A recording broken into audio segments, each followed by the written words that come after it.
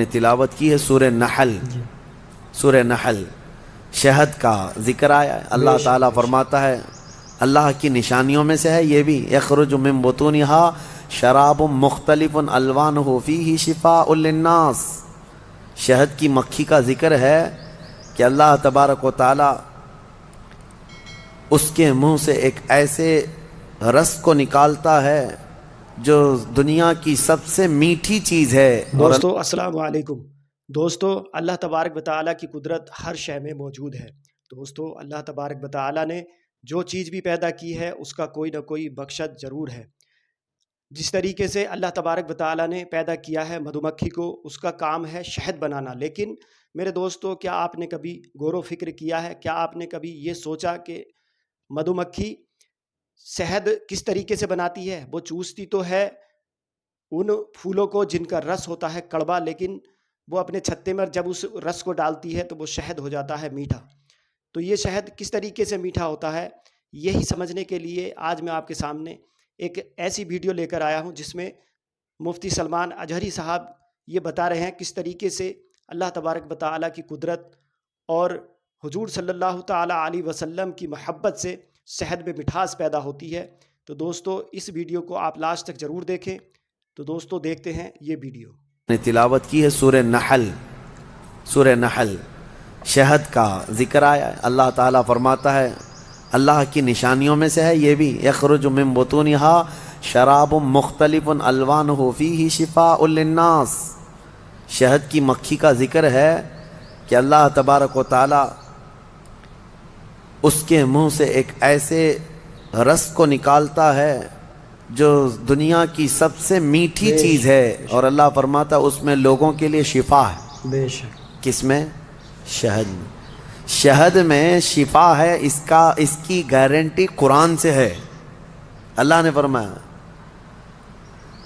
الگ الگ رنگ کے پھولوں سے یہ مکھی چوس کر کے آتی ہے رس، اور اپنے چھتے میں لا کر چھوڑ دیتی ہے، اور اس کے بعد اس میں مٹھاس آتی ہے، اور غضب کی مٹھاس، اس کی مٹھاس کا مقابلہ کوئی نہیں کر سکتا. جو اوریجنل مٹھائی ہے وہ شہد ہے دنیا میں.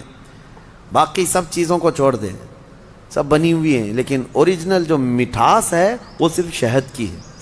اس کا ذکر کیوں ہے؟ دو جانوروں کا اللہ نے ذکر فرمایا. ایک گائے کا، یعنی دودھ دینے والی جو بھی ہے. اللہ فرماتا ہے کہ ہم دودھ کہاں سے نکالتے ہیں، دودھ کہاں سے آتا ہے؟ قرآن فرماتا ہے من بین فرث و دم، گوبر اور خون کے بیچ سے. گائے چارہ کھاتی ہے، اس کے بعد اس کو جگالی کر کے وہ ہضم کرتی ہے، اور اس کا وہ فضلہ بن جاتا ہے، اور اسی سے تھوڑا خون بھی بنتا ہے. خون اور اس کے گوبر کے بیچوں بیچ سے دودھ کو اللہ نکالتا ہے.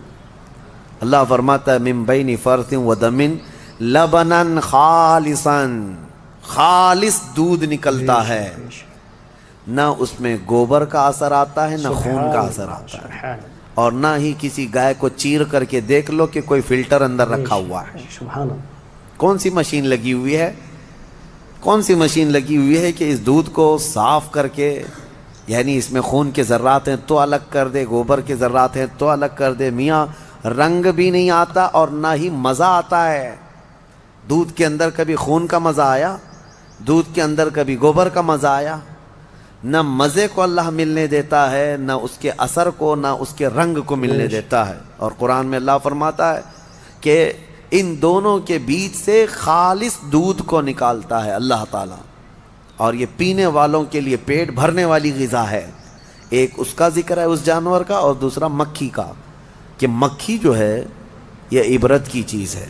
شہد کی مکھی، اللہ کرے کہ آپ کو کبھی ڈنک نہ مارے، کبھی ڈنک نہ مارے. اگر یہ مارتی ہے تو زہر چڑھتا ہے، جسم پھول جائے گا.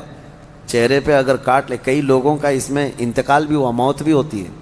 اگر کئی مکھیاں مل کر کے کاٹ دیں آدمی کو شہد کی، آدمی مر سکتا ہے. زہر ہے، سمجھ میں نہیں آتا وہ زہریلی مکھی ہے.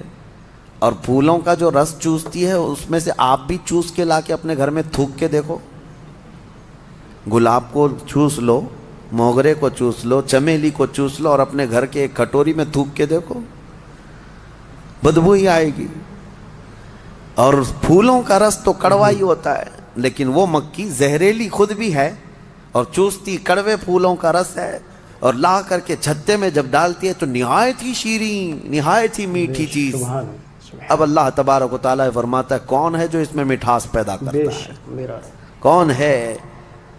उसको मिठास पैदा करने वाला कौन है? वो खालिक कायनात है, जो फूलों को रंग देता है और शहद की मक्खी के मुंह में मिठास देता है।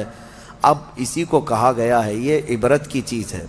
वैसे आपको मैं ये बात भी बता दूं, वो डंक मारे तो जहरीली, लेकिन थूक दे अपने छत्ते में तो वो शिफा वाली ग़िज़ा है।